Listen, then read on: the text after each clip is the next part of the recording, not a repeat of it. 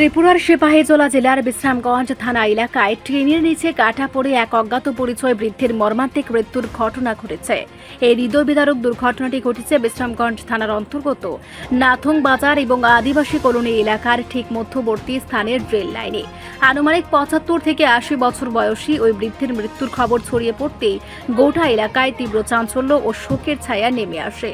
স্থানীয় বাসিন্দাদের অনুমান আজ সকাল আনুমানিক ১১টা নাগাদ ওই রেল লাইন দিয়ে যাওয়ার সময় রেল লাইনের উপর চলে আসা কোনো ট্রেনের নিচে কাটা পড়েন তিনি। ঘটনাস্থলেই তার মৃত্যু হয়। রক্তাক্ত অবস্থায় রেল লাইনের উপর তার নিথর দেহ পড়ে থাকতে দেখে স্থানীয় বাসিন্দারা পুলিশকে খবর দেন।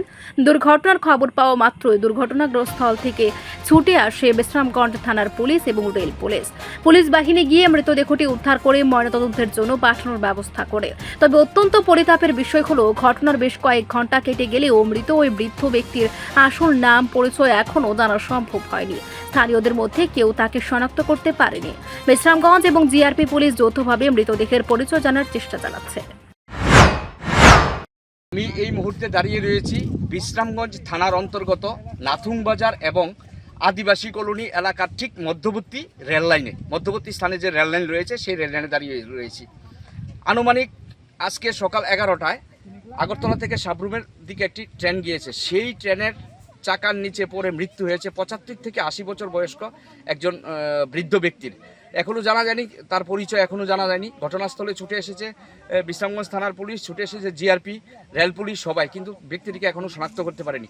আজ থেকে ১ মাস পূর্বেও এই নাথুং বাজার এবং ননজলা থেকে অল্প একটু দূরে আরেকজন লোক রেলের নিচে পড়ে চাপা পড়েছিল, মৃত্যু হয়েছিল। মানে এই এলাকা একেবারে নীরব, একেবারে শ্মশান, যার ফলে হয়তো ১১টায় মৃত্যু হয়েছে লোকটার খবর পাওয়া গিয়েছে এখন। কারণ এই এলাকাতে মানুষের আনাগোনা কম, চতুর্দিকে রাবার বাগান এবং ঘন জঙ্গল। এই এলাকাতে হামেশাই এমন হচ্ছে, কিছুদিন পর পর রেলের চাকার নিচে পড়ে মৃত্যু হচ্ছে বহু মানুষের। তাই এই এলাকা নীরব হওয়াতে মনে হয় এমন হচ্ছে, কিন্তু লোকটির পরিচয় এখনও পাওয়া যায়নি। গোটা এলাকার মানুষ ঘটনাস্থলে ছুটে এসেছে মানুষটিকে দেখার জন্য, কিন্তু কেউ চিনতে পারছে না। রিপোর্ট সংবাদ প্রতীক্ষা।